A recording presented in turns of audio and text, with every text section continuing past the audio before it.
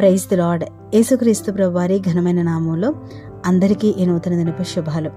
లూకాసు వార్త 11వ అధ్యాయం 19వ వచనాన్ని జ్ఞాపకం చేసుకుందాం. అటువలే మీరును అడుగుడి, మీకియ్యబడును, వెదకుడి, మీకు దొరుకును, తట్టుడి, మీకు తీయబడును. లూకాసు వార్త 11వ అధ్యాయంలో మనకి 3 స్నేహితుల ఉపమానం కనబడుతుంది.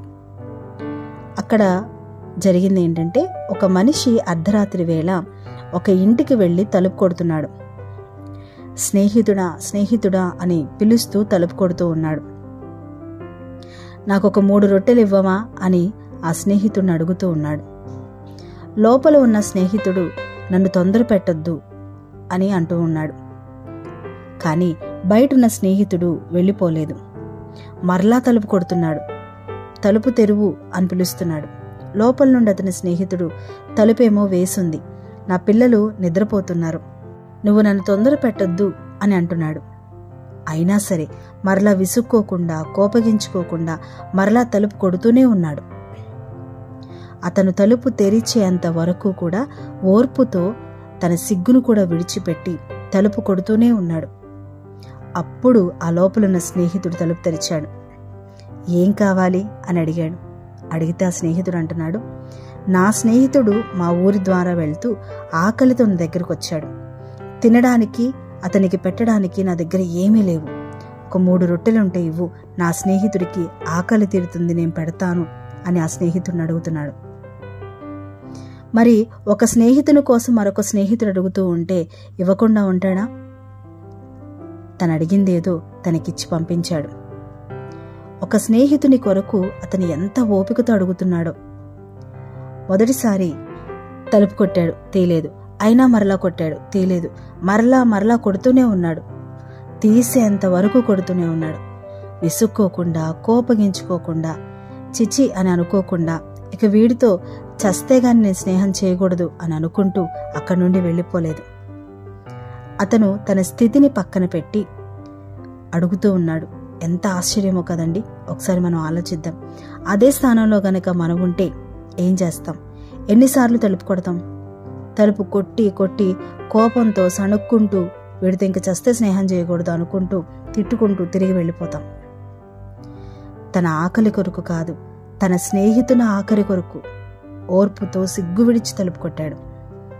అందుకని లూకాసు వార్తలో మనం చూస్తున్నాం, అటువలే మీరును అడుగుడి, అలాగే అడగాలి మనం, మీకు ఇయ్యబడును అని. అదే ప్రకారం దేవుడు చెప్తున్నాడు, అడగండి, తప్పకుండా నేను ఇస్తాను, తట్టండి, తప్పకుండా నేను తలుపులు తెరుస్తాను, తలుపులు తెరిచేంత వరకు ఓపికతో సిగ్గును విడిచి తలుపులు కొట్టండి అని. దేవుడు గనక తలుపులు తెరిస్తే కాదనకుండా, లేదనకుండా సంతృప్తిగా మనకిస్తారు. ఒక స్నేహితుని గురించి, అతని ఆకలి గురించి ఒక స్నేహితుడు అడిగితేనే అతడు ఇచ్చినప్పుడు, ఇక మరి మనం మన సమస్యల కోసం, మన కన్నీళ్ల కోసం, మన అప్పుల నిమిత్తం, మన నిందల నిమిత్తం, మన పోరాటాల నిమిత్తం మనం ఓర్పుతో దేవుణ్ణి మనం అడగలేకపోతే ఎలా? ఒకసారి ఆలోచించండి. కొంతమంది దేవుణ్ణి అడుగుతారు, మేళ్ళు గనక జరగకపోతే దేవుడి మీద అలుగుతారు. మరి కొంతమంది కొన్ని రోజులు అడిగి మర్చిపోతారు. మనకు ఓర్పు ఉండదు. అన్నీ వెంటనే జరిగిపోవాలి, అన్నీ ఇప్పుడే జరగాలి, త్వరగా అన్నీ జరిగిపోవాలి. కానీ మనకు కావాల్సింది ఏంటంటే ఓర్పు. ఓర్పుతో మనం అన్నిటినీ కూడా పొందుకోగలం.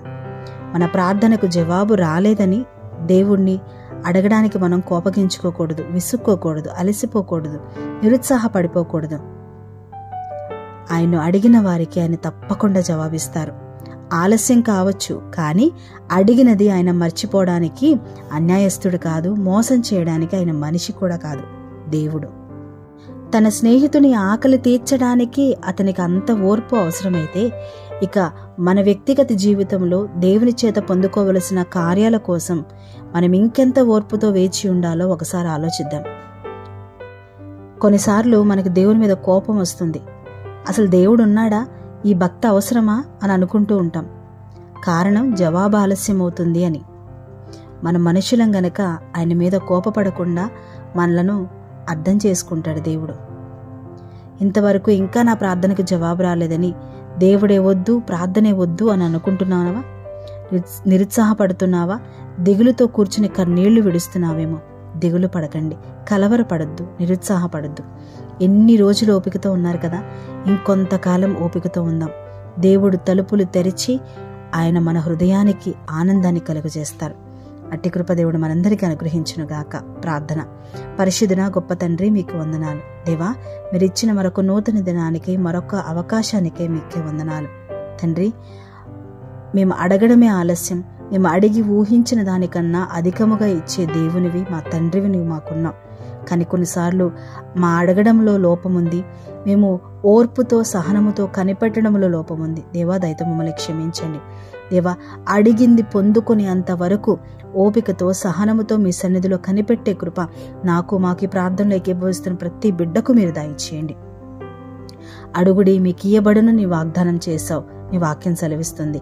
అయ్యా, అది ఏది కూడా తండ్రి వ్యర్థము కాదు గనక నీ మాట దేవా, మేము పొందుకునే అంతవరకు కూడా పట్టుదల గడికి ప్రార్థనతో పెనుగులాడి పొందుకునే కృపను నాకు, మాకు అందరికీ అనుగ్రహించండి. ఈరోజంతా కూడా మా పనిపాటల్లో, మా ప్రయాణాల్లో మీరే మాకు కృప చూపి తోడుగా ఉండి దేవా, అన్ని విషయాల్లో మీ క్షేమాన్ని దయచేసి మీ హస్తాన్ని మాకు తోడుగా ఉంచి నడిపించమని, బలహీనలుగా ఉన్నవారిని ముట్టి బలపరిచి, రోగులుగా ఉన్నవారిని స్వస్థపరచమని యేసుక్రీస్తు ప్రభువారి ఘనమైన నామంలో అడిగి వేడుకొని ప్రార్థించి పొందుకొని ఉన్నాము తండ్రి. ఆమేన్.